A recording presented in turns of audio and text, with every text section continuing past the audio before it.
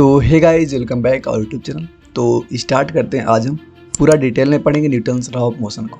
धैर्य बना के आप देखेंगे तो आपको पूरी बात समझ आ जाएगी। और ठीक है, मैं बेसिक से ही स्टार्ट करूंगा और टॉप लेवल तक जाएंगे। मेरा नोट्स है तो फिर मैं आपको हो सके तो बेहतर समझा सकता हूँ, लेकिन पेशेंस बना के आपको वीडियो को पूरी देखनी पड़ेगी। ठीक, तो चलो स्टार्ट करते हैं।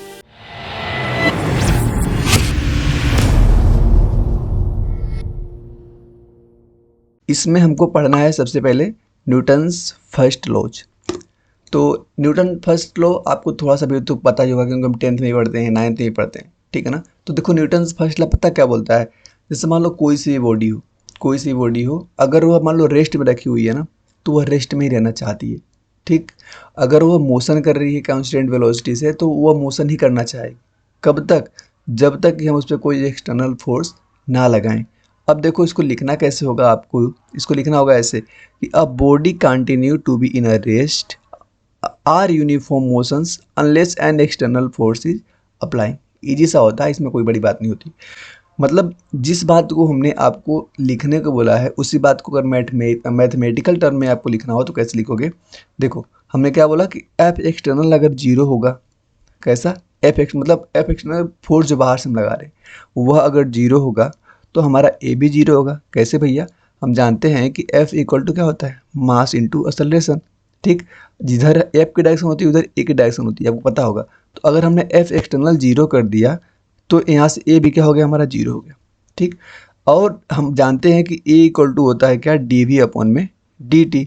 अगर ए हमारा जीरो हो गया, उसका मतलब क्या होगी कि भाई एक्सेलरेशन नहीं तो वेलोसिटी क्या होगी आपकी, कांस्टेंट होगी। तीन बात को आपको अभी से लेके लास्ट तक ध्यान देनी है। अगर फोर्स जीरो होता है तो उस केस में एक्सेलरेशन जीरो होता है, और एक्सेलरेशन जीरो होते ही वेलोसिटी क्या हो जाती है, कांस्टेंट हो जाती है। तो यह हो गया आपका क्या, न्यूटन्स का फर्स्ट लॉ। अब देखो एक चीज़ पढ़ते हैं ना हम, ट्रांसलेशनल इक्विलिब्रियम। तो उससे पहले आपको समझना पड़ेगा कि भाई इक्विलिब्रियम टर्म का मतलब क्या होता है। देखो किसी बॉडी पे ना अगर नेट फोर्स की वैल्यू जीरो हो जाए, जैसे मैं अगर एग्जांपल लूँ, जैसे मान लो कोई एक बॉडी है, मैं इसी को बोलता हूँ, इस बॉडी पे अगर मैं मान लो कि 5 न्यूटन का फोर्स इस पे इस डायरेक्शन में लगाता हूँ इधर, और 5 ही न्यूटन का फोर्स मैं इस डायरेक्शन में लगाता हूँ, तो दोनों का नेट फोर्स जो होगा ना इस टाइम पे, दोनों का दोनों कैसा होगा, बराबर हो गया। तो उस केस में हम बोलेंगे कि भैया यह बॉडी किस में है, इक्विलिब्रियम में है। और ये इक्विलिब्रियम देखो हमारा दो प्रकार का हो सकता है। एक को बोलते हैं हम स्टैटिक इक्विलिब्रियम, दूसरे को बोलते हैं हम डायनेमिक इक्विलिब्रियम। ठीक, स्टैटिक मतलब होता है रेस्ट, पता होगा आपको, स्टैटिक मतलब होता है रेस्ट। डायनेमिक मतलब होता है चल रही है, मतलब बॉडी चल रही है, लेकिन कैसे, कांस्टेंट वेलोसिटी से। तो ये भी हम समझ गए। अब देखो कि जो न्यूटन्स का फर्स्ट लॉ है ना, यही लॉ फोर्स को डिफाइन करता है। ठीक, न्यूटन्स फर्स्ट लॉ है, यही लॉ क्या है, हमको फोर्स को डिफाइन करता है। यह इंपॉर्टेंट पॉइंट है, क्योंकि बहुत लोग समझते हैं कि न्यूटन्स सेकेंड लॉ जो होता है वह दिखाता है, लेकिन नहीं, न्यूटन्स का जो फर्स्ट लॉ होता है ना, यही डिफाइन करता है किसको, फोर्स को। देखो जैसे कि फोर्स इज अ पुश, जो फोर्स होता है वो पुश और अ पुल दोनों टाइप का हो सकता है। तो हम पुश कर सकते हैं वही फोर्स कहलाएगा, पुल करेंगे वही फोर्स कहलाएगा। Which can change speed, direction, both and shape and size. मतलब कि हम इसको पुश और पुल करके स्पीड में चेंज कर सकते हैं, उसकी डायरेक्शन बदल सकते हैं, शेप और साइज में हर प्रकार से परिवर्तन कर सकते हैं। अब देखो इनर्शिया टर्म में पढ़ेंगे हम, इनर्शिया। अब देखो इनर्शिया भी वही होती है ना, इनर्शिया ही थी ना जो कि फर्स्ट लॉ को डिफाइन की थी न्यूटन्स की। इनर्शिया भी यही बोलती है कि अगर भैया कोई बॉडी अगर मतलब जिस स्टेट में है उसका अपोज करती है। अच्छा मान लो कि यह बॉडी अगर रेस्ट में है ना, ये बॉडी अगर मैं इस पर फोर्स लगाऊंगा ना तो इतना जल्दी नहीं जाना चाहेगी, वेलोसिटी नहीं इसके पास आएगी, पहले क्या करेगी, अपोज करेगी। तो वही होती है इनर्शिया, मतलब कि अपने ऊपर होने वाले, अपने ऊपर लगने वाले फोर्स का अपोज करती है। और यह इनर्शिया आगे तीन प्रकार की होती है, एक बोलते हैं हम रेस्ट इनर्शिया, एक बोलते हैं मोशन की इनर्शिया, एक बोलते हैं हम डायरेक्शन की इनर्शिया। ठीक, इनर्शिया अगर लिखना होगा आपको तो कैसे लिखोगे, एक बार यहाँ पे देख लो कि inability of a body, ये बॉडी की एबिलिटी होती है तो change its state of motion by itself. ठीक, more the mass more the inertia. हाँ, जिसका मास ज़्यादा होगा उसकी इनर्शिया ज़्यादा होगी। जैसे एक ले लो आप एलिफेंट, एक ले लो आप डॉग, दोनों का मास क्या है, ज़्यादा है। दोनों को हमको चेंज करना, मतलब दोनों को फोर्स लगा के हमको उसकी मोशन में, मतलब उसको चेंज करने उसके स्टेट को, तो किस में ज़्यादा आपको मेहनत लगेगी, फोर्स लगाना पड़ेगा, एलिफेंट में। तो यही बोल रहा है कि मास के ऊपर इनर्शिया जो होती है वो डिपेंड करती है। ठीक है ना। अब देखो अगला टर्म हम पढ़ेंगे मोमेंटम। मोमेंटम सिंपल सा पता होगा आपको कि P इक्वल टू होता है मास इंटू वेलोसिटी। जो मोमेंटम होता है यह एक वेक्टर क्वांटिटी है और डायरेक्शन किधर होती है, P की डायरेक्शन उधर ही होती है जिधर वेलोसिटी की डायरेक्शन होती है। ठीक, जैसे मैं एक एग्जांपल हूँ, ये मैंने ग्राफ प्लॉट किया है। इस ग्राफ में यह आपको दिख रहा है u ना, मतलब इनिशियल वेलोसिटी। यह जब ग्राफ आके यहाँ पे गिरेगा इस पोजीशन पे, तो अब देखो जब यह एंगल थीटा दिया है ना, तो आपको यह बात आज से ध्यान दे देनी है। ये पता भी होगा कि अगर इस प्रकार का कोई हमारे पास सिचुएशन आ जाए और यह एंगल थीटा दिया गया हो, ठीक, तो हम वेक्टर लॉ में पढ़ते हैं क्लास 11th में कि इसके दो कंपोनेंट तोड़ते हैं। अगर हम एंगल की डायरेक्शन में तोड़ते हैं ना, मैं बोल रहा हूँ इसको u, अगर एंगल की डायरेक्शन तोड़ूंगा ना, तो इधर एक कंपोनेंट इधर आएगा और एक कंपोनेंट ऊपर जाएगा। इधर वाला एंगल की ओर में आता है ना कोस, तो u कोस थीटा, यह जो आपको मिला, और यह ऊपर जो गया है ना, इसका होता है u साइन थीटा। और आज यह हो गया खत्म। मतलब इसके हमने दो कंपोनेंट तोड़ दिए। कैसे तोड़ते हैं, वेक्टर्स लॉ में, आप क्लास 11th में पढ़ते हो उसको। देखो ये क्वेश्चन है, यह क्वेश्चन है आपका। क्वेश्चन बोल रहा है ना कि बॉडी जिसके मास m है, यहाँ पे बॉडी है जिसका मास क्या दिए हमको, स्मॉल m दिए। ये बॉडी जब वैसे हम फेंके तो यहाँ पे आ जी, मास तो आज भी सेम है। फाइंड करना है चेंज ऑफ मोमेंटम। तो कैसे, यहाँ का मोमेंटम निकाल लो इस पॉइंट का, जिसको P1 बोल दो, यहाँ का मोमेंटम निकाल दो P2, और फाइनल माइनस इनिशियल कर दो, P final minus P initial. ठीक है ना। तो जैसे यहाँ का अगर निकालोगे यहाँ का मोमेंटम, तो क्या लिखोगे, इधर देखो, इधर जो कोस आएगा, इधर क्या आएगा u कोस थीटा, इधर क्या आएगा u साइन थीटा। अब यहाँ निकालोगे, यहाँ पे इधर क्या आएगा, इधर u कोस थीटा, यहाँ पे u कोस थीटा ही है। इधर नीचे क्या आएगा, यहाँ पे माइनस u साइन थीटा, क्योंकि नीचे आ रहा है। ठीक, अगर मैं दोनों को यहाँ पे जोड़ूँ, इस फाइनल में देखो कोस पॉजिटिव है और साइन निगेटिव है। देख लो कोस पॉजिटिव है यहाँ पे फाइनल में ना, हाँ, तो देखो पहले फाइनल माइनस इनिशियल करेंगे ना, देखना ध्यान पे यहाँ पे। तो फाइनल में कोस यहाँ पे हो गया पॉजिटिव, साइन हो गया निगेटिव, और मास इंटू वेलोसिटी, ये तो होगा मोमेंटम यहाँ का, इस वाले पॉइंट का। यहाँ का मैं देखूँ माइनस लोगे, क्योंकि फार्मूला में होता है माइनस। इनिशियल में देखूँ तो यहाँ पे कोस भी पॉजिटिव में है और साइन भी पॉजिटिव है, तो यहाँ पे दोनों को हमने पॉजिटिव रखा। अब जब सोल्व करोगे तो आंसर आपका लास्ट में आएगा -2mb साइन थीटा। जे कैप हमने क्यों लगाया, क्योंकि ऊपर जो होता है हमारा y, और y के साथ क्या लगते हैं, हम जे कैप लगाते हैं। आगे देखो, अब इस मोमेंटम की 3 केस को हमको पढ़ना पड़ता है। केस नंबर फर्स्ट क्या है, जैसे हमारे सामने मान लो कोई एक वॉल लगी हुई है, यह क्या है, एक वॉल लगी हुई है। यहाँ पे हमने एक गेंद ले लो, मतलब एक बॉल को ले लो, उसको v वेलोसिटी से आगे फेंका, और जैसे यह पहली केस है ना आफ्टर की, और टक्कर के बाद की केस, जैसे यह बॉल इस वॉल पे टकराई ना, जैसे यह गेंद इस बॉल पे टकराई, अब क्या हो गई, उसी के ऊपर आकर रुक गई। तो क्या बताना है हमको, चेंज इन मोमेंटम बताना है।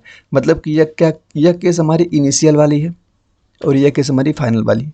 तो कैसे निकालेंगे भाई, हम करेंगे फाइनल माइनस इनिशियल। हर जगह केस वही है, क्या करोगे, फाइनल माइनस इनिशियल। तो फाइनल करने के लिए यहाँ का मोमेंटम निकालो। तो भाई मास तो इसका है, मास में बोलता हूँ m, वेलोसिटी यहाँ पे जब रुक गया, स्टॉप हो गया, तो वेलोसिटी क्या होगी, 0, मतलब फाइनल की वेलोसिटी होगी 0। तो क्या लिखोगे, 0 माइनस इनिशियल, देखो मास इंटू वेलोसिटी, मास वेलोसिटी किधर जा रहा है, इधर। देखो मैं बता देता हूँ कि इधर वाइसे बना लो, x के साथ हम i कैप लगाते हैं, ठीक, y के साथ हम j कैप लगाते हैं, ठीक, z के साथ हम k कैप लगाते हैं। तो अब देखो ये इधर जा रही है, मतलब कि x में जा रही है ना, तो यहाँ पे क्या लगा दोगे आप, i कैप। तो मेन आंसर क्या होगा आपका, -mvi कैप। ठीक, ये समझ आ गया। दूसरी केस देखो, दूसरी केस में केस नंबर सेकेंड। अब हम क्या किए, इस बॉल को v वेलोसिटी से इस वाल पे टकरवाएं। जैसे टक्कर हुई ना, जिस वेलोसिटी से हम बॉल को फेंके थे, टक्कर आने के बाद उसी वेलोसिटी से गेंद हमारी तरफ आने लगी। तो यह कंडीशन हो गई इनिशियल वाली, यह कंडीशन इनिशियल, यह कंडीशन हो गई फाइनल। क्या करोगे आज भी करोगे फाइनल माइनस इनिशियल, आज भी करोगे फाइनल माइनस इनिशियल। तो फाइनल कंडीशन क्या होगी भाई, देखो अगर मैं बोल रहा हूँ इधर की वेलोसिटी पॉजिटिव है, तो इधर की वेलोसिटी क्या मानना पड़ेगा, निगेटिव, क्योंकि वेलोसिटी एक वेक्टर क्वांटिटी होती है, डायरेक्शन का हमको ध्यान देना पड़ता है। तो इधर जब आ रही है ना ये, तो यहाँ पे क्या लिखोगे, इसका मास तो मास हो गया, वेलोसिटी क्या लिखोगे, -v, आई कैप भी, आई कैप लगाओगे। ठीक, यहाँ का निकालोगे अगर, तो मास इंटू वेलोसिटी इंटू आई कैप, आई कैप। तो पहले इसमें से इसको हटाना है आपको, तो क्या लिखोगे, -mv आई कैप, और फार्मूले में हमारा माइनस होता है। ठीक, फिर इसका क्या लिखोगे, mv आई कैप। तो क्या हो गया, -2mv आई कैप।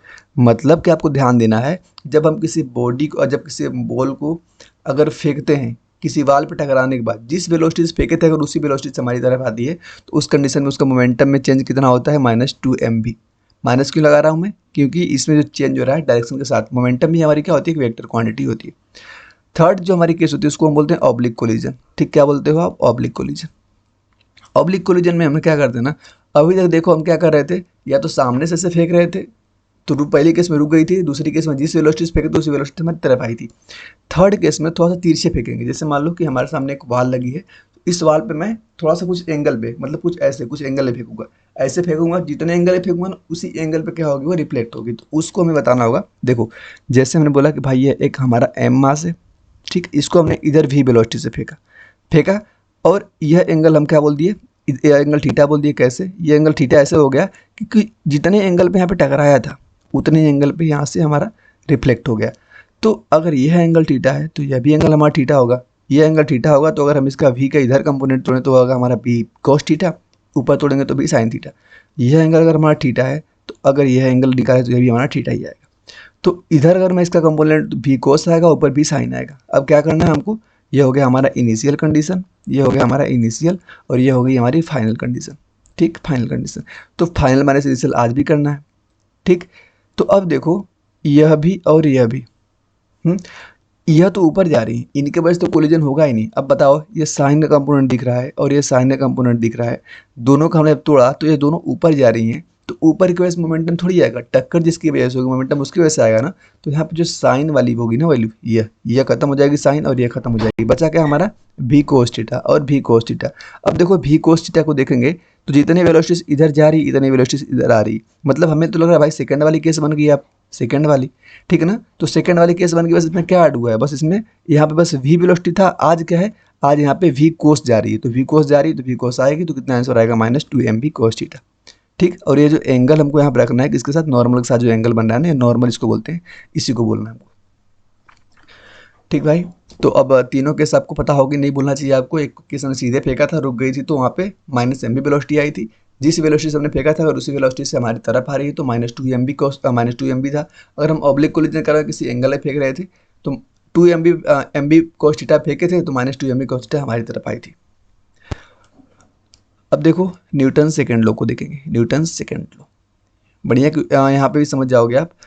न्यूटन सेकेंड लॉ क्या बोलता है कि the rate of change of momentum is directly proportional to the force applied and its change happen in direction of force. देखो क्या बोल रहे हैं, ये बोल रहे हैं ना कि जो फोर्स होता है ना, जो फोर्स, एक मिनट, जो फोर्स होता है आपका वो rate of change in momentum के बराबर होता है। मतलब कि ये बोल रहे हैं ना कि मान लो यह फोर्स है, यह रेट ऑफ चेंज मतलब कि डेल्टा पी अपॉन में डेल्टा टी के बराबर होता है।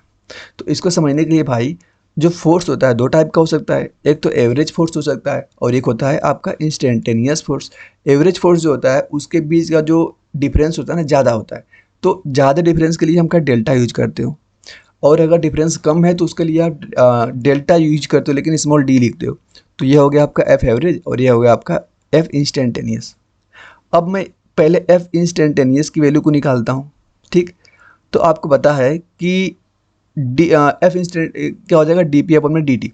तो पी की जगह पे मैं क्या लिख सकता हूँ, मास इंटू वेलोसिटी, क्योंकि मोमेंटम है ना, तो मैंने लिख दिया डी ब्रैकेट में एम वी अपॉन में डी टी। अब यहाँ पे देखो इस केस में मास और वेलोसिटी दोनों यहाँ पे क्या है, हमारे वेरिएबल है, दोनों हमारे क्या है, वेरिएबल हैं। तो दोनों वेरिएबल हैं तो वेरिएबल का डिफ्रेंशिएशन करने आपको आता होगा कि एक बार पहले को कांस्टेंट मान के दूसरे का डिफ्रेंशिएट करो, एक बार दूसरे को कांस्टेंट मान के पहले को डिफ्रेंशिएट करो, ऐसे होता है रूल, दोनों अगर हमारे पास हो तो अब हम क्या करेंगे, दोनों को हमने क्या कर दिया, एक बार v को कांस्टेंट माना, m को डिफ्रेंशिएट कर दिया, m को कांस्टेंट माना, v को डिफ्रेंशिएट कर दिया। अब इस केस में देखो अगर मास कांस्टेंट हो तो यह फार्मूला हमारे पास आया, मास कांस्टेंट हो तो, और dv अपॉन में dt हम जानते हैं a इक्वल टू क्या होता है, dv अपॉन में dt। तो हम लिख सकते हैं ना, यहाँ पे m हो गया और हमारा ये e हो गया। तो आज से आप ध्यान देना कि f इक्वल टू m में जो फार्मूला हम पढ़ते हैं ना, f इक्वल टू m, ये फार्मूला हमारा कब आता है, जब मास कांस्टेंट हो, जब मास हमारा कांस्टेंट हो तभी यह फार्मूला हम लगा सकते हैं। ठीक, अगर मास कांस्टेंट ना हो इस कंडीशन में तो क्या हमारा आएगा, f equal to V D M upon में डी टी। यहाँ पे देखो मास वेरिएबल है यह केस, तो यह केस हम कब कब यूज करेंगे। ठीक, आपको जब रॉकेट के बारे में बात की जाए, रॉकेट का मास कांस्टेंट नहीं होता है, वाटर जेट की बात की जाए, वाटर जेट की, वहाँ पर भी मास कांस्टेंट नहीं होता है। कन्वेयर बेल्ट की बात की जाए तो वहाँ पर ही मास कांस्टेंट नहीं होता है। तो यहाँ पर आपको यह फार्मूला लगानी है, और जहाँ पे मास कांस्टेंट होगा वहाँ पे आप क्या लगाओगे, वहाँ पे आप F equal to M D V upon में डी टी, मतलब कि D V upon D T आपका ए होता है। आई होप कि आप समझ रहे होगे। एक क्वेश्चन आपके सामने आता है, देखो फोर्स हमको दिए हैं 6 आई कैप 8 जे कैप प्लस 10 के कैप, एक्सेलरेशन दी है हमको 5 मीटर पर सेकंड स्क्वायर, क्या पूछे हैं मास। तो ऐसे क्वेश्चन को हमको कैसे सॉल्व करना होता है हमें पता है। देखो अगर यह साइड हमको फोर्स और ए देखो हमको किस में दिए हैं, बिना वेक्टर में, तो एफ को भी हमको विदाउट वेक्टर में चेंज करना पड़ेगा। हमें पता है कि अगर वेक्टर को अगर हम मैग्नीट्यूड में लिखना होता है तो क्या करते हो, इसका रूट लेके स्क्वायर ले लेते हो आप, ठीक है ना, क्या करते हो आप, इसका रूट लेके स्क्वायर ले लेते हो। तो रूट लेके स्क्वायर लो कितना हो जाएगा, 6 का स्क्वायर 8 का स्क्वायर 10 का स्क्वायर, ठीक ना, 36 हो गया है, प्लस 64 प्लस 100, रूट में आ जाएगा 200, 200 को रूट में लिख सकते हो 2√2, ठीक। हाँ ये नहीं, तो रूट को 200 में डाल दो। तो अब इस पूरे वैल्यू को 200 को कहाँ पे लिखोगे, फोर्स की जगह पे लिखोगे। मास आपको दिया है कितना, मास निकालना है आपको, ये दिया है आपको 5, ठीक। अब देखो रूट में 200 को आप लिख सकते हो 10√2 बराबर क्या आ गया 5, तो 5 से काटोगे, ठीक, तो 5 दूनी 10, मतलब कि 2√2 आ जाएगा आंसर किसका, मास का। आई होप कि आप समझे होंगे हमने क्या क्या किया। बस यहाँ पे यही बात समझना था ना कि अगर हमें ये दिया है आपका स्केलर में तो हम फोर्स को भी किस में चेंज कर लेंगे, स्केलर के अंदर चेंज कर लेंगे, ठीक। ये तो किसके बेस पे हो गया, एक फार्मूला हम कब लगा लीजिए, हमको दिया देखो यहाँ पे दिख रहा है, यहाँ पे क्या दिख रहा है, यहाँ पे ए जो है, यहाँ पे ए हमको दिया है। अगर यहाँ पे मास अगर हमको, अगर वाटर जेट की बात आ जाए, सेकंड बात देखो वाटर जेट की, मतलब हम यहाँ पे समझ गए यहाँ पे क्या है, मास वेरिएबल है, मास वेरिएबल, मास वेरिएबल तो कौन सा फार्मूला लगाएंगे हम, दूसरा वाला, क्या था, F इक्वल टू क्या था, मास वेरिएबल है तो यहाँ पे V को वेलोसिटी कांस्टेंट करोगे, dm अपॉन में dt, इस वाले फार्मूले को लगाओगे, ठीक। और ये जो एफ बचा है इसके बराबर आप एम ए कर सकते हो, तो M A equal to V D M upon में डी टी, यह फार्मूला आपके काम का फार्मूला है। इसी फार्मूले पे क्वेश्चन लग जाएगा। देखो मास फ्लो रेट दे दिया हमको, मास फ्लो रेट मतलब कि डी एम अपॉन में डी टी, रेट का मतलब होता है ना टाइम से डिवाइड करना होता है। कितना दे दिया हमको, 2 kg पर सेकेंड, 2 kg पर सेकेंड, इसकी वैल्यू पूरी वैल्यू दे दिए। और क्या दे दिया हमको, इस यहाँ पे एम दे दिए, और वेलोसिटी वी दे दिए। क्या पूछेंगे हमसे, ए पूछेंगे हमसे यहाँ से, तो आराम से निकाल लोगे, ठीक। वेलोसिटी की जगह पे क्या रखो, 5 दिए हैं, यह रखो, D M by D T 2 दिए हैं, ठीक ना, 5/2, हाँ 5 दूनी 10 हो गया। एम हमको, एम क्या करना है, दिए हैं, एम दिए कितना 3 kg, ये निकाल लोगे यहाँ से 10/3 आ जाएगा, ठीक है ना, इजी था ना भाई, हो जाना चाहिए क्वेश्चन। आगे देखो question based on dp by dt, मतलब कि चेंज इन मोमेंटम के ऊपर क्वेश्चन बेस्ड है। जैसे पहला क्वेश्चन आपको देखो, p की वैल्यू अगर आपको दिया गया हो 2t² + 4, फाइंड करना एट t = 2 सेकेंड पे। अब बताओ कि अगर मैं dp बाई dt करता हूँ, मतलब t के रिस्पेक्ट में इसको डिफ्रेंशिएट करूँ तो क्या मिलता है हमको, फोर्स मिलता है, यही तो पीछे पढ़ के आ रहे हो। तो आप समझ जाओ, जब कभी हम मोमेंटम को t के रिस्पेक्ट में डिफ्रेंशिएट करेंगे तो हमको क्या मिलेगा, फोर्स मिलेगा। साथ आप ये भी बात ध्यान देना, अगर हमारे सामने कोई ग्राफ दिया है, यह ग्राफ इधर दिया है आपको P, इस ग्राफ में इधर दिया है आपको T, तो PT ग्राफ का अगर मैं स्लोप ले लूँ, PT ग्राफ स्लोप हमको क्या देता है, फोर्स देता है। ये भी आप चाहो तो सीधे ध्यान दे सकते हो। तो मैं इसका डिफ्रेंशिएट कर दूँ, आई होप कि आपको आता होगा डिफ्रेंशिएट करना। अगर नहीं आता तो कमेंट करोगे कि भैया आप हमें बेसिक मैं थोड़ा बता दो, तो मैं बता दूँगा, कोई दिक्कत नहीं है। तो कैसे करते हैं, ये जो पावर होती है पावर आगे आती है और इस पावर में से एक माइनस हो जाता है, तो पावर आगे आएगी तो क्या आएगा आपका 4t, ठीक ना, 4t कितना बच जाएगा 4t, और एक 4 क्या कांस्टेंट का डिफरेंशिएशन 0 होता है। पूरा आंसर कितना आ गया, F = 4t, और t की वैल्यू को बताना हमको 2 सेकेंड पे, तो t यहाँ पे 2 रखोगे तो 4 दूनी 8, यानी कि 8 न्यूटन यहाँ पे आपका आंसर आ गया, ठीक। अब देखो यह बातें हमको पता करने वाली हैं, क्या है कि F जो होता है बराबर ma, तो इसका SI यूनिट की अगर मैं बात करूं तो मास की SI यूनिट kg होती है, A का होता है मीटर पर सेकंड स्क्वायर, kg मीटर पर सेकंड स्क्वायर फोर्स की होती है। सीजीएस की बात करें तो kg का ग्राम हो जाएगा, मीटर का सेंटीमीटर, सेकंड का सेकंड ही रहता है। अब देखो 1 kg मीटर पर सेकंड स्क्वायर जो होता है यह होता है 10⁻³ 2, मतलब कि 1 न्यूटन जो होता है ना वो 10⁵ डाइन के बराबर होता है ना, यह रिलेशन ध्यान देना आपको, 10⁵ डाइन के बराबर होता है। और 1 kg वेट जो होता है, 1 kg वेट यह 10 न्यूटन के बराबर होता है, 1 kg वेट = 10 न्यूटन। और 1 ग्राम वेट जो होता है वह 100 डाइन के बराबर होता है। ये बात आपको ध्यान देना है। मैंने यहाँ पे कैसे निकला ये भी बता दिया, लेकिन आपको इनडायरेक्टली ध्यान इसको देना है। ये वेक्टर स्लो में हम पढ़ते हैं कि कोस थीटा जो होता है, अगर हम ऊपर ए में बी का डॉट ले लें, डॉट प्रोडक्ट ले लें, ठीक, और नीचे क्या कर लें, उनका मल्टीप्लाई कर लें ए और बी का मैग्नीट्यूड का, तो वो हमको कोस थीटा देता है। जैसे एग्जांपल देखो, हमको दिया है P equal to sine T I cap plus cos J cap, cos T J cap. तो इसका हमको क्या करना है, पी और एफ के बीच में एंगल बताना है। तो क्या करो आप सीधे एफ इक्वल टू क्या कर दो, टी के रिस्पेक्ट में डिफ्रेंशिएट करोगे। कैसे करोगे, टी साइन जो होता है उसका डिफ्रेंशिएशन होता है कोस, ठीक, कोस जो होता है उसका होता है माइनस साइन। तो यह आ गया कोस आई cap plus sign T J cap, ठीक है। यहाँ से आगे देखो, उसके बाद हमें क्या करना है, कोस थीटा पीछे पढ़ी क्या रहे हैं, क्या था, ऊपर वाले का डॉट प्रोडक्ट, नीचे वाले का सीधे मल्टीप्लाई। ऊपर वाला डॉट प्रोडक्ट लेगो तो कितना आ जाएगा, पूरा आंसर आ जाएगा 0। तो कोस की वैल्यू कितने आएगी, 0, और कोस 0 कितने एंगल पे होता है, 90 डिग्री पे। थीटा की वैल्यू कितना आ जाएगा, 90 डिग्री।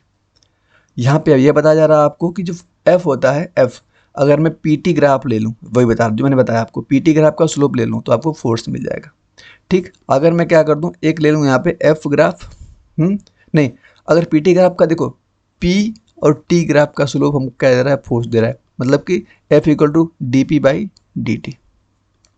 तो अगर मैं एफ डॉट डी टी कर दूँ, मतलब कि ये इंटीग्रेशन हो गया, ठीक। अगर फोर्स का इंटीग्रेशन कर दूँ तो मुझे क्या मिलता है, मोमेंटम मिलता है। दो बात ध्यान देना है, क्या, अगर हम पी टी ग्राफ का स्लोप लेते हैं तो हमको फोर्स मिलता है, और अगर एफ और टी ग्राफ की एरिया ले लो आप, एफ और टी ग्राफ की एरिया ले लो तो हमको क्या देता है, वो हमको देता है चेंज इन मोमेंटम, ठीक।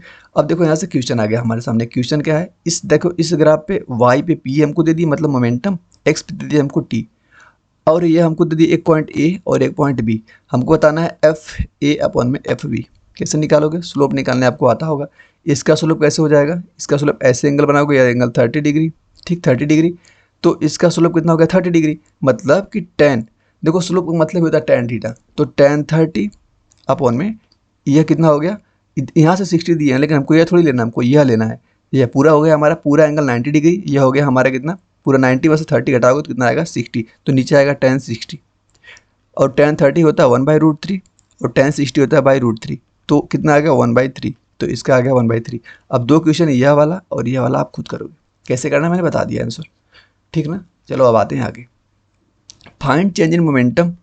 चेंज इन मोमेंटम करना है, ये भी क्वेश्चन आप खुद सॉल्व करोगे, इजी है। कैसे, मैंने फार्मूला बता दिया है, delta F dot D T से करके लगाओगे तो आंसर आपका 30 यहाँ से आ जाएगा। नेक्स्ट चीज़ हमको जो पढ़ना है उसका नाम होता है आपका क्या, इम्पल्स। अब जो पढ़ेंगे उसका नाम क्या होता है, इम्पल्स। कुछ नहीं होती, चेंज इन मोमेंटम, मोमेंटम पढ़ चुके, अगर मोमेंटम के चेंज को निकाले तो उसको हम इम्पल्स बोलते हैं। इसकी जो एसआई यूनिट होती है वो होती है केजी मीटर पर सेकेंड, या तो न्यूटन सेकेंड भी होती है। कैसे बता भैया, देखो हमने बोला क्या कि अगर मोमेंटम में चेंज करें तो हमको क्या मिलता है, हमको इम्पल्स मिलता है, जिसको हम आई वेक्टर से डिनोट करते हैं। मास हो गया, मास में तो हम चेंज करते नहीं, चेंज कहाँ पे होती है, वेलोसिटी में। तो फाइनल मतलब कि v माइनस इनिशियल, तो m v माइनस u होता है इसका। या तो अभी पीछे और एक पढ़ के आ रहे हैं कि जब हम एफ टी ग्राफ की एरिया ले रहे तब को भी हमका मिल रहा था, मोमेंटम मिल रहा था। तो एफ टी ग्राफ की एरिया ले लेंगे तो चेंज इन मोमेंटम मिल रहा था, और चेंज इन मोमेंटम होता क्या है, आपका इम्पल्स होता है, ठीक। अब देखो सामने क्वेश्चन आ गया उसी बेस पे, एफ हमको दे दिया कितना, अब यहाँ पे देखना ध्यान से, एफ हमको गिवन है 3t² + 2t। टाइम हमको 0 से लेके 2 के बीच में बताना है, इम्पल्स बताना है। तो हमको पता है क्या कि भैया अगर मैं एफ को इंटीग्रेट कर दूं टी के रिस्पेक्ट में, ठीक, तो क्या मिलेगा हमको, इम्पल्स, मतलब कि आई मिलेगा। आई क्या हमारा, डेल्टा पी, मतलब चेंज इन मोमेंटम। तो इसका इंटीग्रेशन कैसे करते हैं, इंटीग्रेशन की केस होती है, जितना पावर में आप बढ़ाते हो, जैसे पावर 1 बढ़ती है, 2 की पावर 1 बढ़ जाएगी 3, और जितना पूरे पावर होगी ना उससे नीचे डिवाइड करते हो, प्लस 2 टी की पावर, यहाँ पे कुछ नहीं थी ना, तो 1 पावर बढ़ेगी, t² हो जाएगी, नीचे आप 2 से करोगे तो यह इससे कटा, यह इससे करा, कितने बचा, टी क्यू प्लस t²। अब इसमें आप लिमिट रखोगे कहाँ से, इनिशियल 0 से आपको जाना है 2 तक, 0 से 2। तो जैसे यहाँ पे लिमिट रखोगे आप, ठीक, यहाँ जैसे लिमिट रखोगे तो यहाँ पे कितना आ जाएगा, नीचे वाली upper limit minus lower limit करते हैं, तो लोअर तो 0 होगी पूरी, अपर कितनी होगी आपकी, 2 दूनी 4 दूनी 8 प्लस 2 दूनी 4, ठीक, 8 4 12, जोड़ो कितना आ जाएगा 12, ठीक ना, 12 Newton second, 12 Newton second. Newton second क्योंकि इम्पल्स की डायमेंशन होती है। तो आप इसको निकाल चुके। इस क्वेश्चन को ग्राफ वाला चलो सॉल्व करते हैं। क्या करना है, फाइंड इम्पल्स फाइंड करना है और एवरेज फोर्स। क्या क्या दिए हैं ग्राफ हमको, फोर्स के बीच में और टाइम के बीच में। तो हम जानते हैं कि एफ और टी ग्राफ की जो हमको एरिया होती है, एरिया वह क्या देती है, वो देती है हमको change in momentum. Change in momentum को क्या बोलते हैं, हम इम्पल्स बोलते हैं। इतना मैं पीछे समझाता हुआ आ रहा हूँ। तो इसकी एरिया देखो, यही एरिया बच रही है ना, घिरी हुई एरिया। तो यह आपका क्या बना, राइट एंगल ट्रायंगल जैसे बन रहा है ना। तो क्या होती है इसका एरिया 1/2, ठीक, बेस इंटू हाइट। बेस यह हो गया आपका 4, हाइट कितना हो गया आपका 10, 2 दूनी 4, 10 दूनी 20। तो आंसर कितना आ गया 20। आराम से ऐसे ऐसे निकालना है आपको। जब कभी हमको एफ और टी का ग्राफ दिया है और पूछ रहा है हमसे क्या, इम्पल्स पूछ रहा है, चेंज इन मोमेंटम पूछ रहा है, तो सीधे आप उसकी एरिया निकाल लेना, ठीक। तो आगे देखो, आगे क्वेश्चन आपके सामने एक और आ रहा है कि अ बॉडी जिसका मास दिया हमको 2 kg ना, वो मूविंग कर रही है विथ 5 मीटर पर सेकेंड से। मास दे दिया m, दे दिया हमको 2 kg। मूव कर रही है कितना, v वेलोसिटी 5 मीटर पर सेकेंड से। And the force act on it, उसके ऊपर जो फोर्स लग रहा है, फोर्स बताना है, which reverse direction of the velocity, मतलब वेलोसिटी को रिवर्स कर दी कितने से, वेलोसिटी इन 5 सेकेंड, मतलब t दे दिए 5। फाइनल स्पीड जो होगी 2 हो गई, कितना होगी 2 मीटर पर सेकंड। तो force acting on the particle बताना है। देखना ध्यान से, पहले 2 kg का हमारा क्या था, मास था 5 से जा रहा था। कुछ समय बाद मतलब कि 5 सेकेंड बाद फिर वह 2 ही kg का मास परिवर्तन हो गया 2 मीटर पर सेकेंड से। यही क्वेश्चन है। क्या करना है, कुछ नहीं करना है, डेल्टा पी निकालो। मास तो आपका वही है, मास के जगह पे क्या रखोगे आप, मास की जगह पे आप 2 kg पुट करो। अब v माइनस यू, वी कितना है आपका, फाइनल 2 है, फाइनल कितना है 2, इनिशियल कितना है 5, इनिशियल कितना है आपका 5। तो -2 -5 करके आंसर निकालोगे तो -14/5 आ जाएगा। इजी था, बस फार्मूला आपको ध्यान देना था, यह वाला। नेक्स्ट क्वेश्चन देखो, क्वेश्चन आपके सामने कि n बॉल्स ईच, मतलब n बॉल है, सबका मास हमको स्मॉल m दिए हैं, मूव कर रहा है विथ वेलोसिटी v वेलोसिटी से मूव कर रहा है। Strike a ball, strike a वाल, वाल के ऊपर जैसे स्ट्राइक कर रहा है वो स्टॉप हो जा रहा है। तो समझ आ गया भैया, वाल के ऊपर स्ट्राइक करेगा रुक जा रहा है। पहली केस आ गई। पहली केस क्या थी, जैसे फेंकते थे रुक जा रही थी, तो मास इंटू वेलोसिटी होती थी ना उसकी। तो मोमेंटम चेंज कितना हो गया, मतलब डी कितना हो गया, -mv। ये ध्यान दे देंगे हम। फोर्स बताना हमको, फोर्स। तो फोर्स के लिए न्यूटन सेकेंड लॉ क्या था, dp/dt, ठीक। टाइम हमको दिए हैं क्या, टाइम कांस्टेंट है, ठीक है, टाइम कांस्टेंट है। और कितनी बॉल है, n बॉल है। तो एक बॉल के लिए मोमेंटम mv है, एक बॉल के लिए मोमेंटम nb है, n बॉल के लिए कितना हो जाएगा n mv, और नीचे टाइम कांस्टेंट है। तो यह एक फार्मूला आपका बन गया, यह वाला। जैसे बुलेट गन प्रॉब्लम, जब बुलेट और गन का क्वेश्चन आएगा और आपसे पूछेगा फोर्स, तो आप लगाओगे यह फार्मूला, ठीक ना। एफ बुलेट और एफ गन दोनों जो होती है उसका फोर्स निकालने में कितना होता है, NMV/T। एन क्या है यहाँ पे, एन अगर आपसे कोई पूछे तो टोटल नंबर ऑफ बुलेट्स, कितनी नंबर ऑफ बुलेट्स हैं। आगे आओ, इसी पे देखो क्वेश्चन है, क्वेश्चन करो। क्वेश्चन दिए हैं हमको कि द हैमर, हैमर मतलब कि हथौड़ी, इज स्ट्राइक द वॉल के ऊपर हम स्ट्राइक कर रहे हैं और उसके बाद वो क्या कर रही है, रुक जा रही है ना। Time of contact is 0.1 second दे दिए कि जब वो टकराई थी। फाइंड इम्पल्स, कितना इजी क्वेश्चन है, क्या करोगे आप, देखो को आप समझ गए ना कैसे कैसे करना था। अब चलो आते हैं अपने अगले प्रश्न पे। अगला क्वेश्चन आपके सामने है, उसी फार्मूले पे ऊपर बेस्ट रहेगा, लेकिन आराम से कर लोगे, घबराने की बात नहीं है। देखो क्वेश्चन क्या बोल रहे हैं कि अ गन फायर करिए 50 बुलेट। अच्छा 50 बुलेट आते ही समझ आ गया ना भैया, एन की वैल्यू दे दिया। एन कितना दे दिया आपको 50 पर मिनट, 1 मिनट में 50 चल रही है, 1 मिनट में 50। ईच हैविंग मास, सबका मास कितना दे दिए 120 ग्राम्स, विथ स्पीड कितना दे दिए 100 मीटर पर सेकेंड। फोर्स फाइंड करना है, लगाओ फार्मूला वही, F = NMV/T। ये फार्मूला था ना। एन कितना दे दिया आपको 50, मास कितना दे दिया आपको 120, लेकिन दी है ग्राम में, ग्राम में दिए, इसको आप केजी में चेंज कर लो। केजी में चेंज करने के 10⁻³ से मल्टीप्लाई करते हैं, तो यहाँ पे 10⁻³ से मल्टीप्लाई कर लो। और क्या दिए आपको, वेलोसिटी दे दी आपको 100, मतलब 10⁻²। अपॉन में टाइम दिए हैं क्या, टाइम पर मिनट, मतलब कि 1 मिनट में, मतलब 60 से डिवाइड करो। इसको हमने कटा तो 6 दूनी 12, 2 बचा यहाँ पे, 5 दूनी 10, 10 यहाँ पे हो गया, और यहाँ पे 10 सही कट चल रहा ना, ठीक है। और यहाँ पे एक 10 बचा हुआ है, मतलब कि यहाँ की पावर 3, या 10 यहाँ पे है तो इसकी पावर 3, मतलब कि यह 10 और यह पूरा कट गया, कितना आ गया 10 न्यूटन। सॉल्व करना, कैलकुलेशन अगर सही से कर सकते हो भाई तो कर सकते हो। अपनी कैलकुलेशन थोड़ी सी मतलब फास्ट हो जाएगी, क्योंकि थोड़ा सा मैं इधर उधर मान के मैं कर लूँगा। तो क्वेश्चन इसका आंसर आ गया 10। अगले क्वेश्चन पे आते हैं। अगला क्वेश्चन देखो, बोल रहे हैं कि अ बैट्समैन क्या बोले हैं, डिफ्लेक्ट्स अ बॉल, मास जिसका दिए 500 ग्राम। तो मैं इसको पहले इसी को केजी में चेंज कर लेता हूँ, तो 500 इंटू 10⁻³ kg यहीं पे कर लेता हूँ। मूविंग विथ कितना, इतना मतलब कि 54 ग्राम पर हावर, केजी पर हावर्स। देखो तो यह भी हमको दे दिए, इसको हमको मीटर पर सेकेंड में चेंज करना पड़ेगा। तो 54 को अगर मीटर पर सेकेंड में चेंज करने के लिए ना 5/18 से मल्टीप्लाई करना होता है, ठीक है ना। तो 18 थर मतलब कि यहाँ पे कितना 15 मीटर पर सेकेंड में चेंज हो गया, इसको हमने चेंज कर दिया। और एंगल दे दिया हमको कितना, इतना। कॉन्टैक्ट का टी कितना दे दिया हमको, टी यहाँ पे दे दिए 0.1 सेकेंड। फाइंड फोर्स बताना है, इजी है ना। कैसे करोगे, देखो यहाँ पे सेम वही फार्मूला F/dp/dt। लेकिन जब हमने थर्ड केस जो हमने पढ़ा था ना मोमेंटम में ऑब्लिक कोलिजन, तो वहाँ पे क्या आया था, वहाँ पे आया था -2mv कोस थीटा। और ये थीटा जो था वह एंगल था, कब, नॉर्मल और हमारे कॉन्टैक्ट के बीच का। तो कितना है, इन्होंने दे दिया 90 डिग्री। कितना दे दिया पूरे, सॉरी देखो ये पूरा एंगल इन्होंने दे दिया 90 डिग्री, लेकिन हमको इसका आधा एंगल लेना होता था ना, ये वाला। तो आधा कितना हो जाएगा 45 डिग्री। तो यहाँ पे क्या रखोगे आप, 45 डिग्री। अब रखो पूरी वैल्यू, यहाँ पे 2 मास दे दिए हमको 500 इंटू 10⁻³ वेलोसिटी दे दी हमको 15, कोस 45 की वैल्यू 1/√2। अब इस इतनी वैल्यू मैंने यहाँ पे रख दिया आपको। अब इसको सोल्व करोगे तो आ जाएगा 150/√2। सब बताया दिया, इतना सोल्व कर ही सकते हो। अभी स्क्रीन को रोको, अभी मल्टीप्लाई कर लो, ठीक है ना। आगे देखो,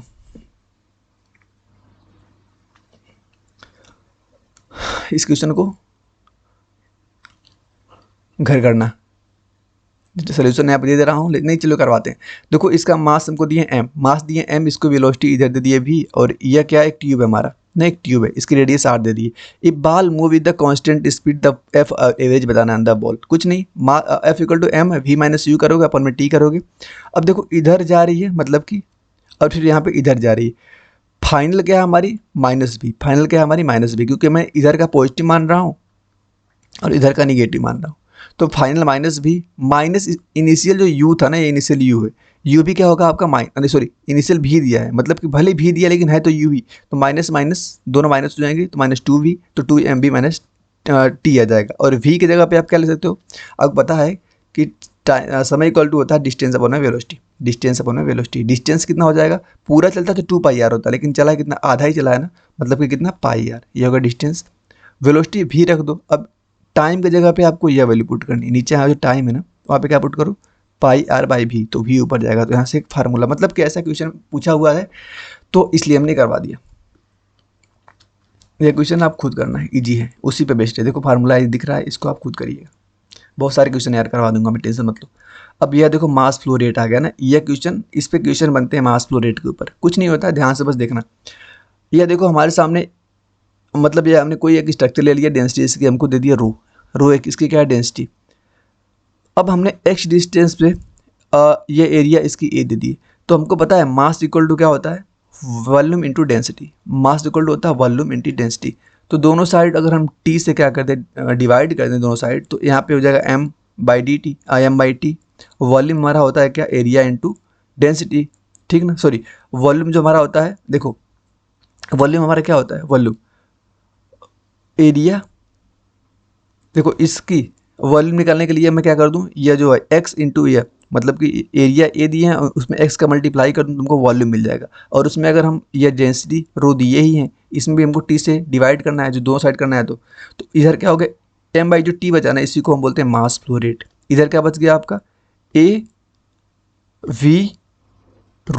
v रो कैसे बन गया यहाँ पे, a v रो, हाँ x/t जो हो गया ना, x/t। देखो अब यहाँ पे जो x/t दिख रहा है ना, x/t, इसको हम बोलते हैं वेलोसिटी।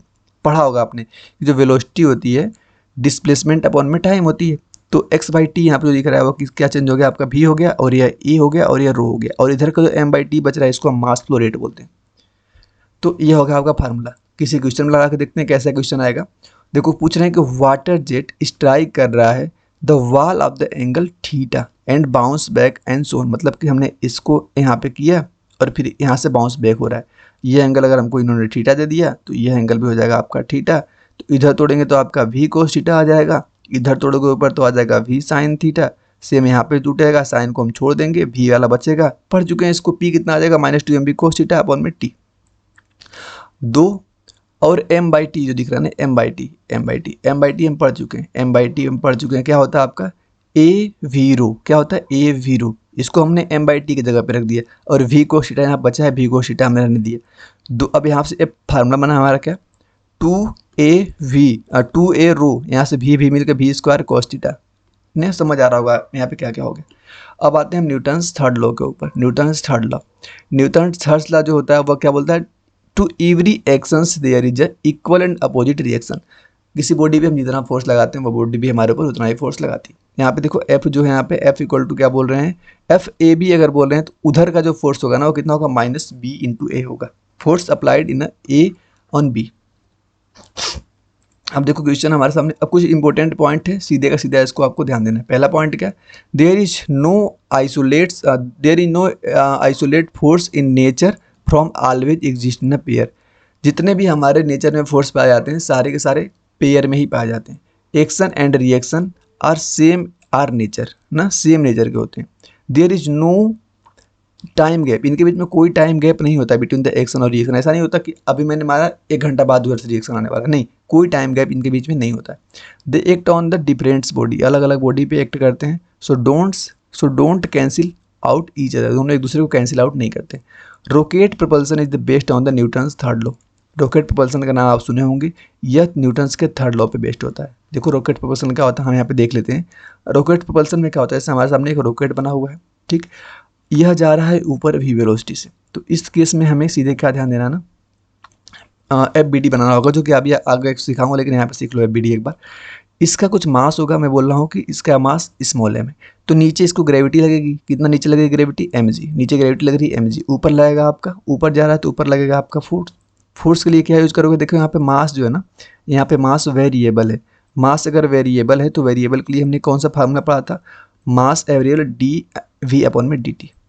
नहीं, ये तो हमने मास कांस्टेंट के लिए पढ़ा था। मास कांस्टेंट के लिए, वेरिएबल के लिए हमने देखा था कि v dm/dt, ये तो हमने ऊपर लग दिया v dm/dt। अब हमको अगर इसकी अब vd बनानी हो ना भाई, तो क्या करोगे, ऊपर वाले में से नीचे वाले को माइनस करोगे ना। एफ नेट निकालते हैं, बताऊँ कैसे बनाना है। एफ नेट इक्वल टू क्या करते हैं ना, v dm/dt माइनस नीचे वाला mg। अब इसको जब सोल्व करोगे तो यहाँ पे आपका यह फार्मूला आपको सीधे क्वेश्चन के अंदर लगाना है। क्वेश्चन करते हैं तब समझ आएगा। तो क्वेश्चन बोल रहे हैं आपसे कि स्पीड ऑफ गैस 6 किलोमीटर पर सेकेंड, 6 किलोमीटर पर सेकेंड, मतलब कि ये क्या दे दिया आपको, वेलोसिटी दे दिया, ये दे दिया आपको वेलोसिटी।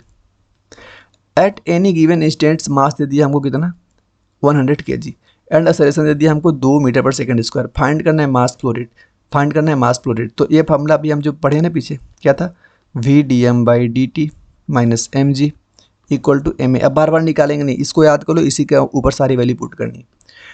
क्या दे दिया हमको, स्पीड, तो यहाँ पे क्या रखोगे आप, 6 किलोमीटर पर सेकंड दिया है, तो 6 किलोमीटर पहले मीटर में चेंज करो, कितना आ जाएगा 6000। तो यहाँ रखोगे आप 6000। और dm/dt बताना ही है, मास फ्लो रेट dm/dt होता है ना, तो ये तो बताना है हमको dm/dt, ठीक। और mg की वैल्यू क्या पुट करोगे आप, मास दिए हमको 1000, g का मल्टीप्लाई इसमें कर दोगे, ठीक है ना, g का मल्टीप्लाई इसमें कर दोगे। ये सॉरी 100 ही दिए हैं, मास दिए हैं 100 मास काटा मैंने ना, 100 मास दिए हैं, उसमें g का मल्टीप्लाई किया तो 1000 हो गया। इक्वल टू मास इधर भी देखोगे तो आप 100 × 200। अब पूरा वैल्यू हमने दे ही दिया, अब यहाँ से आप इधर उधर करके भाई सोल्व कर लेना, ठीक है ना। क्या क्या हमने लिखा, 6000 dm/dt माइनस 100 × 10 mg बराबर 100 × 2। यही है, आप इसको सॉल्व करो, आराम से कर लेना।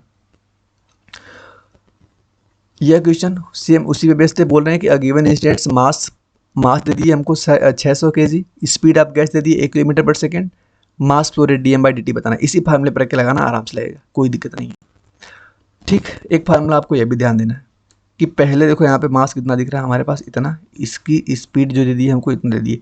30 समय बाद देखो यहाँ पे इतना बचा है इसका मास ना, मास कुछ कम हो गया, कुछ मतलब मास कम हो गया, 500 - 5t। तो उस कंडीशन में हमको यह फार्मूला लगाना है। क्या formula, capital M equal to m0 minus dm/dt और यहाँ पे इंटू t, और यहाँ पे m यह क्या है, फाइनल मास, फाइनल, और यह क्या है, इनिशियल, f इनिशियल वाला मास। इसी पे लगाओगे तो क्वेश्चन आपका सॉल्व हो जाएगा। ये क्वेश्चन आप करना घर पे, फार्मूला देख ही रहे हो, वही सिंपल फार्मूला है। अब बोलोगे भैया यहाँ पे एम में मतलब हट गया ना, कुछ यहाँ पे हटा है, क्यों? क्योंकि वेलोसिटी इन्होंने कांस्टेंट बोली, वेलोसिटी कांस्टेंट बोल दी, एक्सेलरेशन जीरो, एक्सेलरेशन जीरो हो जाएगा तो वो हट जाएगा, एफ इक्वल टू एम वाला चीज़। अब देखो आगे सबसे इंपॉर्टेंट टॉपिक में इस चैप्टर के, उसको हम बोलते हैं फ्री बॉडी डायग्राम ना, शॉर्ट फॉर्म में क्या बोलते हैं, एफबीडी। यहाँ तक अगर वीडियो अगर देख रहे हो भाई, अगर वीडियो पसंद आ रही है तो बता देना लाइक करके क्या भाई समझ आ रही है।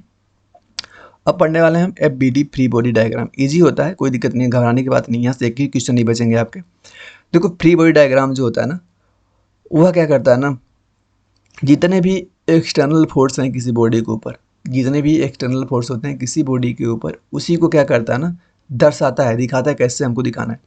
तो सबसे पहले फोर्स बताना है हमको, तो फोर्स देख लेते हैं कितने टाइप का होता है। सबसे पहला फोर्स होता है आपका वेट, ठीक है ना, वेट।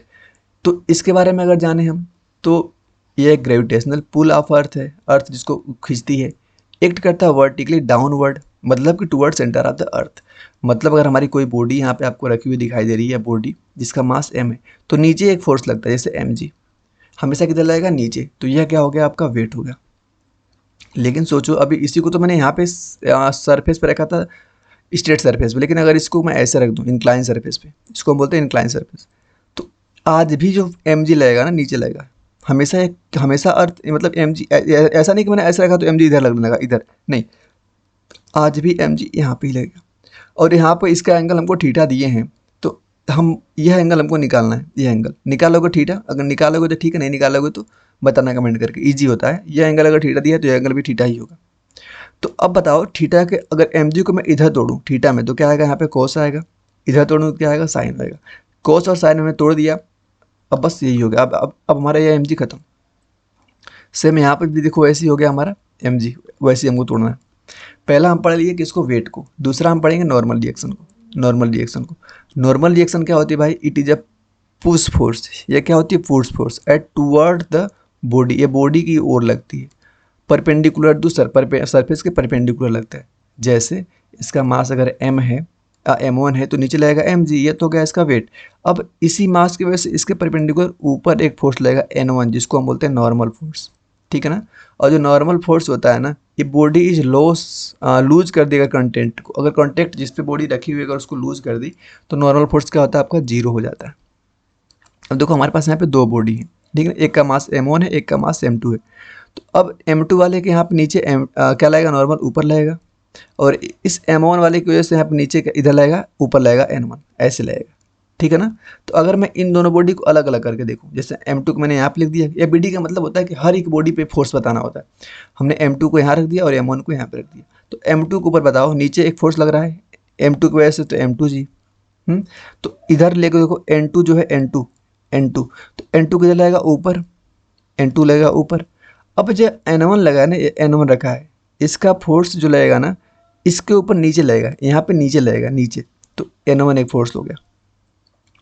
m1 के ऊपर देखूँ तो n1 ऊपर लग रहा है, इसके ऊपर। अरे देखो समझ जाना कि भाई एफबीडी का मतलब होता है ना कि उस बॉडी पे नेट कितना फोर्स लग रहे हैं। और जो नॉर्मल फोर्स होता है भाई, हम पता ही है आपको कि फोर्स जो होते हैं हमेशा पेयर में होते हैं, ऐसा तो है नहीं कि ऊपर लग रहा है नीचे नहीं लगेगा, ऊपर नीचे दोनों लगता है, लेकिन हमें उस बॉडी के ऊपर बतानी पड़ती है। जैसे देखो m2 के ऊपर बोल रहे हैं ना, तो n1 इसके ऊपर ऐसे लगा रहा है फोर्स, इसलिए देखो यहाँ पे ऐसा फोर्स है, लेकिन वही फोर्स m1 पे किधर लग रहा है, ऊपर लग रहा है, ऊपर ना। तो n1 देख के कन्फ्यूज मत होना भैया, एक बार ऊपर नीचे लग रहा है, क्योंकि वो पेयर में है और किस पे कैसे लग रहे हैं उसको वहाँ पे हमें लिखना होता है, ठीक ना।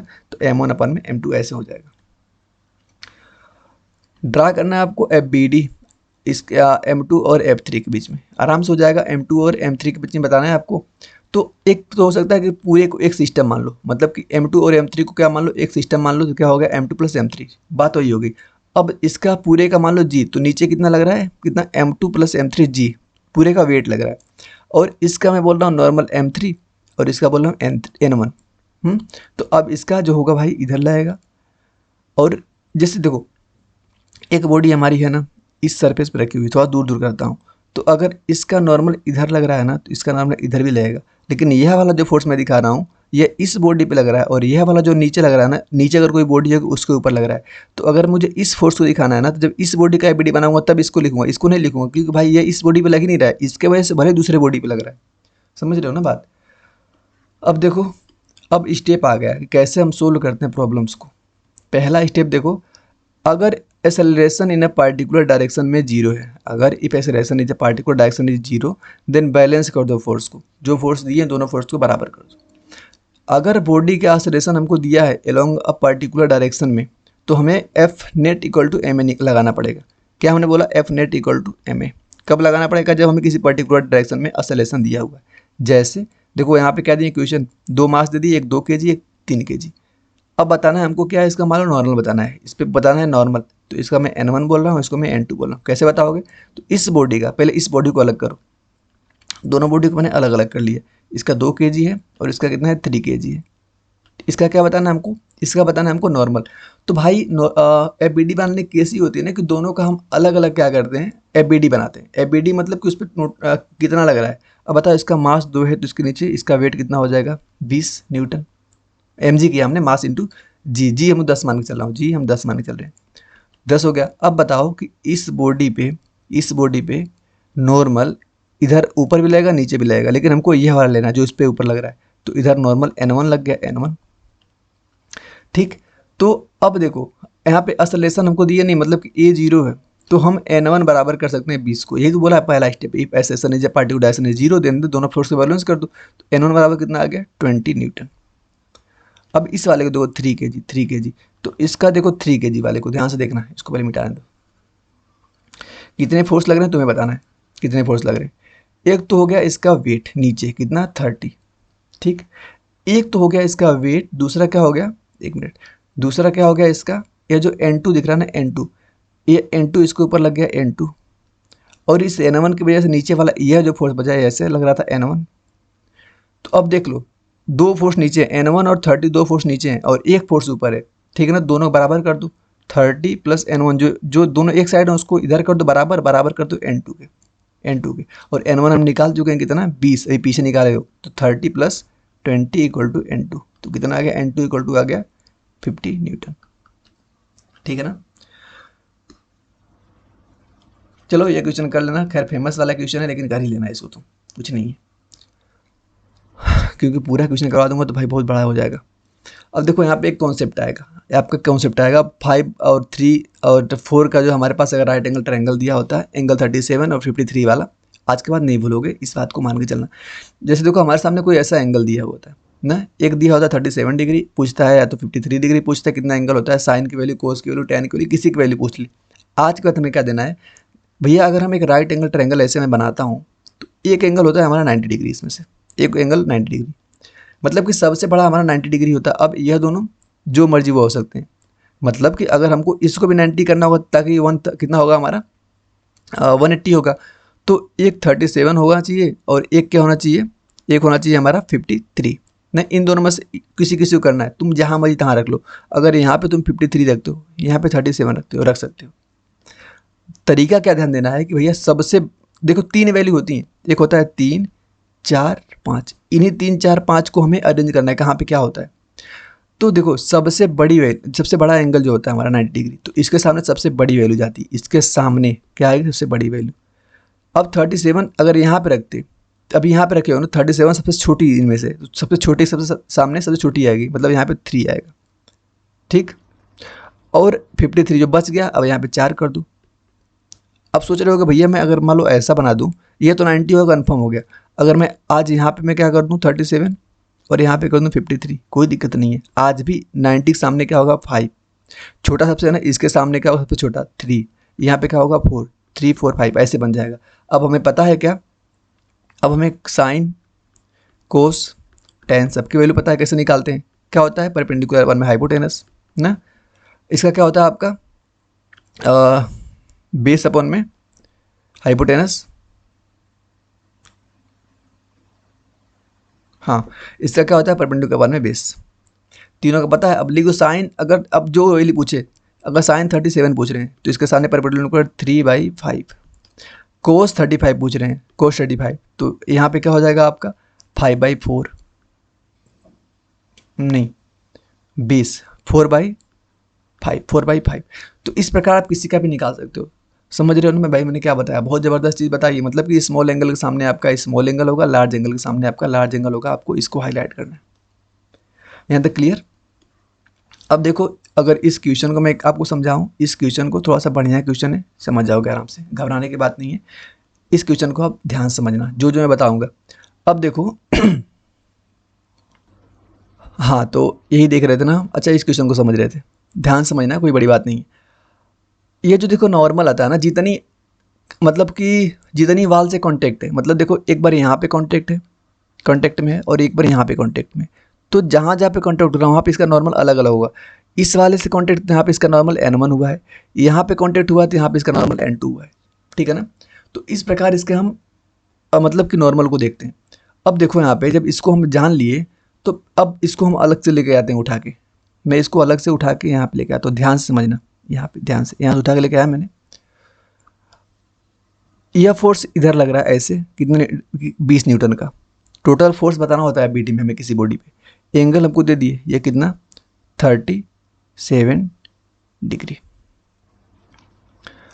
यहाँ पे जो N2 लग रहा है, इसके ऊपर इधर लग रहा है आपका N2 एक फोर्स, इधर लग रहा है एक फोर्स, इस पे N1 दूसरा फोर्स। और कोई फोर्स बचा क्या? हाँ, इसका मास है तो इसका वेट भी लगेगा कितना, 2 इंटू जी, मतलब कि 20 नीचे मास भी लगेगा। सारा फोर्स बैलेंस्ड हो गया। अब देखो, आपको वेक्टर्स लो आप पढ़े होंगे तो आपको यह बात पता होगी वेक्टर्स में कि भाई हम वेक्टर को बिना डायरेक्शन और उसके मैग्नीट्यूड को चेंज किए बिना जहाँ मर्जी, इस वेक्टर को मैं जहाँ मर्जी वहाँ पे उठा के एकदम सेम ऐसे ही रख सकता हूँ। ये वेक्टर की प्रॉपर्टी होती है। तो मैं क्या करता हूँ ना कि यह जो वेक्टर यहाँ पे आपको दिख रहा है, इसको मैं उठा के, इस वाले को उठा के मैं कहाँ पे रखता हूँ, इसको उठा के मैं यहाँ पे रखता हूँ, थोड़ा सा ईजी हो जाएगा ना। इसको उठा के मैं यहाँ पे करता हूँ, ये इसको कितना था 20 था, 20। और यहाँ पे जो एंगल बना था 37, आज भी यह एंगल कितना बनेगा जल्दी बताओ, एंगल कितना बनेगा 37, 30। तो आज यह एंगल कितना बनेगा 37।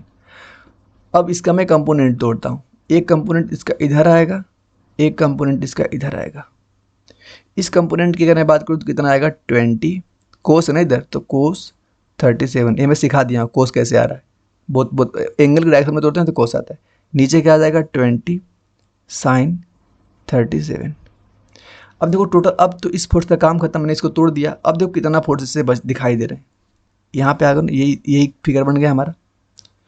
नीचे हो गया आपका 20 साइन 37, 20 और N2, इधर हो गया N1। देख डायरेक्शन, देखते रहो डायरेक्शन कैसे कैसे, ऐसे ऐसे।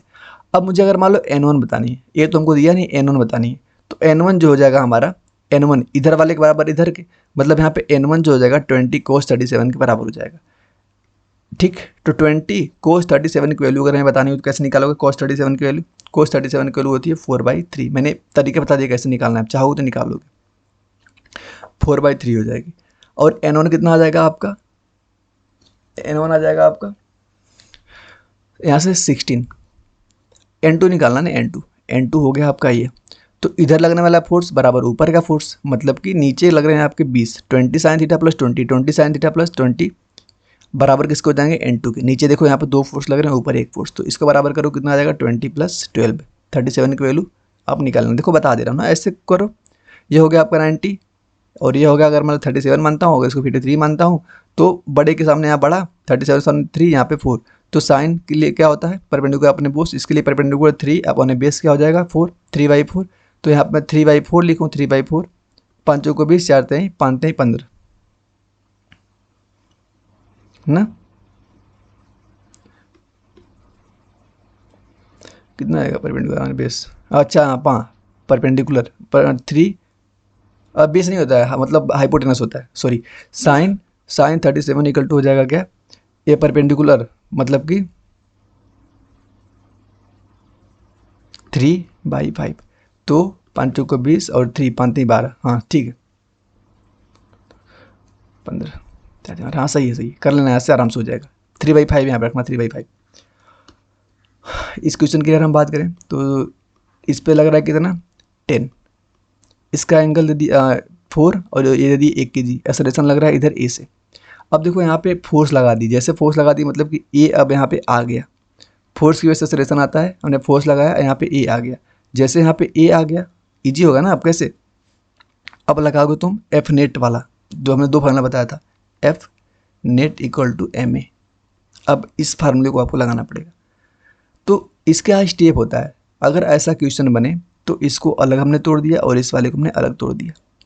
तो भले ही भाई हमने अलग तोड़ दिया, लेकिन ये कॉम्बिनेशन की बॉडी है, इसका असलेशन सेम होता है। असलेशन अगर सेम होता है ना, तो हमें क्या करना, सबसे पहले असलेशन निकालते हैं।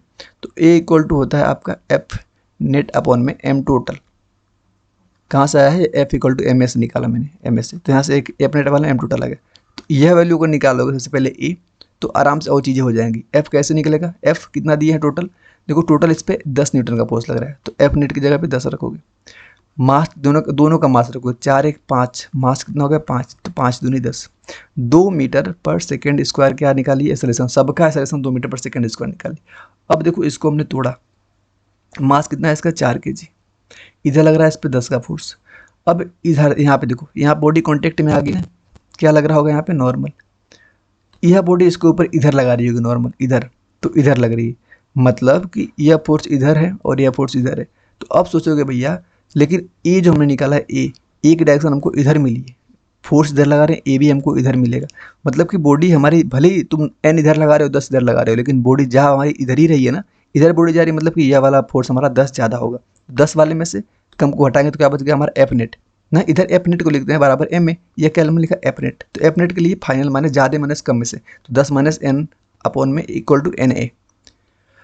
अब देखो 10 एन, एम का मान हमको यहाँ पे 4 पुट करेंगे, ए जो हम निकाल चुके हैं पहले कितना 2 8, तो कितना हो गया 4 दूनी 8, तो 10 माइनस एन इक्वल टू 8, तो कितना आ गया एन इक्वल टू 2। एन हम 2 निकाल चुके, अब हमें यहाँ पे लगाना है ये जो नॉर्मल था 1 kg पे नॉर्मल, बस एक ही फोर्स ही लग रहा है, एक ही फोर्स ही लग रहा है, तो इसको क्या कर दोगे F net equal to M में यहाँ पे भी लिखोगे, एफ नेट एक ही लग रहा है कितना एन, बराबर मास इसका कितना हो गया 1, ए जो पहले निकाल 2, तो इसका आ जाएगा 2 मीटर पर सेकेंड स्क्वायर। ठीक, पता नहीं समझ रहे हो कि नहीं समझ रहे, लेकिन मैं तो समझा ही रहा हूँ भाई, इतना नहीं समझ पा रहे हैं तो फिर फिक्स डर लगेगा, लेकिन इतना तो मैथमेटिक्स जो भी चीज़ें यूज हो रही हैं, इतना माइंड शार्प होना चाहिए, नहीं है तो कोई दिक्कत नहीं है, और बेसिक से मुझे नहीं लगता इसे पढ़ाया जा सकता है। अब देखो हमारे सामने एक क्वेश्चन आता है, 3 मास हमारे पास है ना, ये 4 kg दिए हैं, 2 kg दिए हैं, 1 kg दिए हैं, इसके ऊपर 7 न्यूटन का फोर्स लग रहा है, एक्सेलरेशन इधर दिए हैं, तो वही स्टेप हमने जो बोला था, सबसे पहले क्या करोगे ए निकालो, सबसे पहले ए निकालो, क्या कैसे निकालते हैं, एफ नेट अपॉन में एम ए, तो एफ नेट कैसे निकालोगे, 4 2 6 1 7, कितना 7, नहीं एम टोटल नहीं, यहाँ पे एम टोटल, हाँ 7 न्यूटन का हमारे देखो फोर्स भी लग रहा है एफ नेट, और कितने हैं 7 हमारे मास भी हैं, तो कितना आ गया 1 मीटर पर सेकेंड स्क्वायर। देखो यहाँ पे एक्सेलरेशन निकालिए कितना 1 मीटर पर सेकेंड स्क्वायर। अब देखो इस बॉडी के ऊपर बीडी बनाते हैं, तो इधर लग रहा है हमारा कितना, इधर लग रहा है 7 न्यूटन का फोर्स, 4 वाले पे इधर लग रहा है 7 न्यूटन का फोर्स, तो इस बॉडी पे इधर लगेगा आपका नॉर्मल, ये देखो यह बॉडी पे देखो नॉर्मल इधर भी लगेगा इधर भी लगेगा, लेकिन हमको अपनी बॉडी पे देखना है जिसमें निकालना है बीडी, तो इधर लगेगा नॉर्मल। अब इसको कंडीशन को यहाँ पे अप्लाई करो, कैसे लगाते हैं, F net equal to M A, तो एफ नेट देखो बॉडी हमारी इधर ही जा रही है, मतलब कि एन ज़्यादा होगा, मतलब कि हमारा इधर वाला फोर्स ज़्यादा होगा 7, तो 7 माइनस एन करोगे, 7 minus N equal to M A, mass इसका मास कितना 4, एक्सेलरेशन टोटल कितना 1, तो कितना आ गया 7, इधर ले चलता हूँ इधर 4 को, तो -4 बराबर एन, कितना आ गया 3, एन इक्वल टू 3 आ गया, तो एन कितना निकाल लिया इसके बीच में, एन आ गया हमारा 3।